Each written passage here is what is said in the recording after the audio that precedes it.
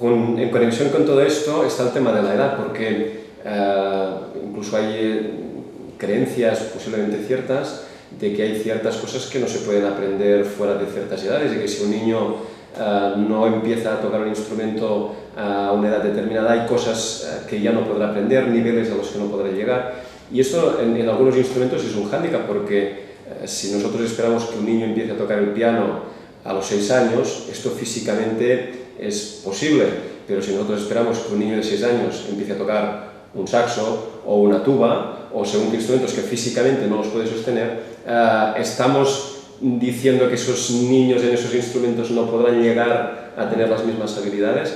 Por lo tanto, ¿qué papel juega en todo esto el aprendizaje la edad, tanto en positivo como también en el proceso de declinación, de pérdida de capacidades? Sí, eso es otro tema que, claro, tiene mucha importancia práctica y hay muchos datos y mucho interés desde el punto de vista de neurobiología, ¿no? El aspecto de la edad en el proceso de aprendizaje es un tema candente y ha evolucionado en el tiempo. O sea, en un principio se pensaba, quizá de forma particularmente dramática, expresado por el principio de Kennard, que es un psicólogo famoso. Kennard decía que ella pensaba que hay un periodo crítico para cualquier tipo de función o aprendizaje, que si pasas de una cierta edad ya no lo vas a poder hacer. Intrínseco, implícito, por lo menos en esa concepción, está la idea de que el sistema nervioso, en su plasticidad, que hablábamos antes relacionada con el aprendizaje, tiene un límite, que a partir de una cierta edad ya no es plástico. Y ahora sabemos que esto no es así, que el sistema nervioso mantiene esa capacidad plástica hasta que nos morimos. Esto no quiere decir que la capacidad plástica sea la misma, tanto desde el punto de vista de mecanismos como desde el punto de vista de sustratos.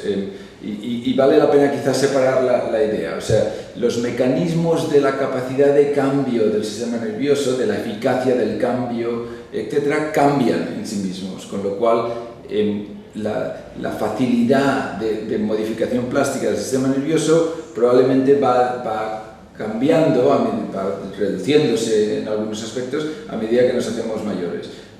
Mientras que otros aspectos de, por ejemplo, relaciones más distales en el sistema nervioso va aumentando. Para ponerlo de una forma muy práctica y relacionada con la música, la capacidad de aprender a ejecutar movimientos precisos de distintos dedos y coordinación de distintas manos y de la lengua probablemente va reduciéndose, la capacidad de aprender esto a medida que nos hacemos mayores.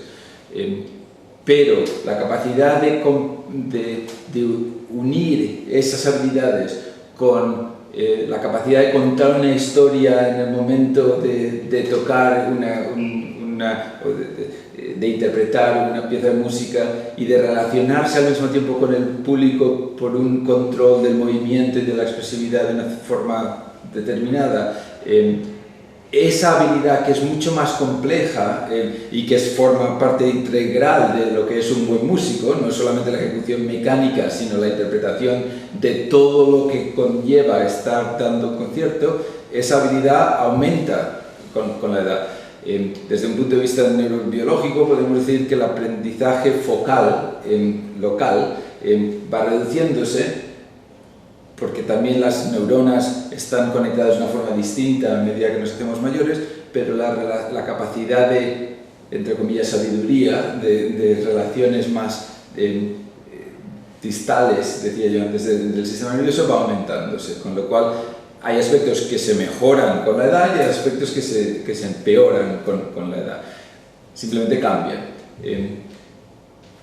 Ahora bien, si no hay un periodo crítico rígido, sí que hay periodos relativamente fáciles para adquirir ciertas cosas, y no es ya solamente por los mecanismos de plasticidad que estaba hablando que cambian, sino porque cuando esperas, el sistema nervioso no ha esperado, con lo cual ha ido cambiando. Si yo empiezo a tocar el saxofón ahora, con casi 50 años, los últimos 50 años mi sistema nervioso ha cambiado y entonces ha adquirido conexiones y ha establecido conexiones y ha perdido otras que quizá hubiera tenido, pero que ahora ya no tiene. Y esto es semejante a lo que hablábamos antes de aprender o desaprender lo que has aprendido mal.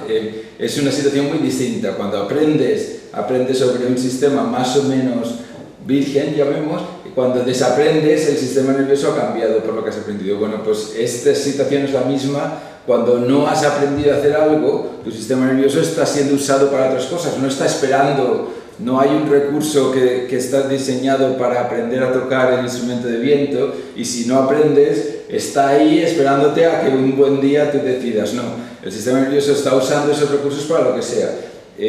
Y esto es algo muy importante de entender. El sistema nervioso usa los recursos que tiene para lo que está siendo demandado, para lo que está siendo pedido.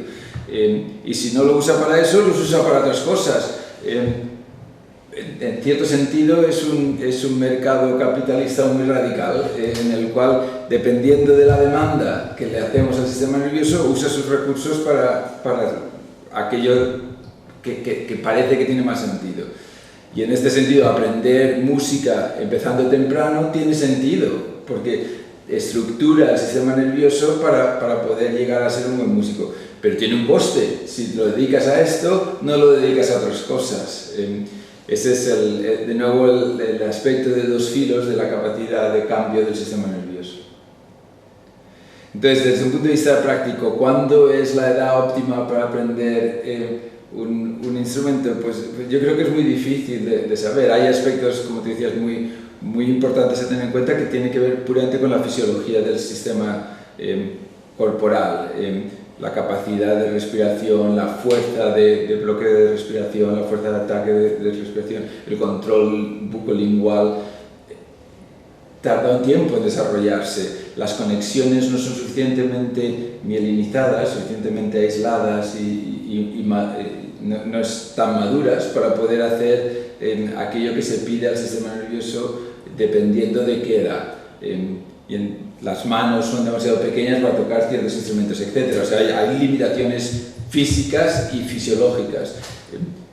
Pero al mismo tiempo hay la capacidad de empezar a aprender con ciertas habilidades, y entonces quizá la idea de hacer semejante tipo de movimientos o coordinaciones con instrumentos más pequeños para poder ir tiene mucho sentido en el aspecto de promocionar conectividades dentro del sistema nervioso que a la postre van a ser necesarias para poder desarrollar la habilidad.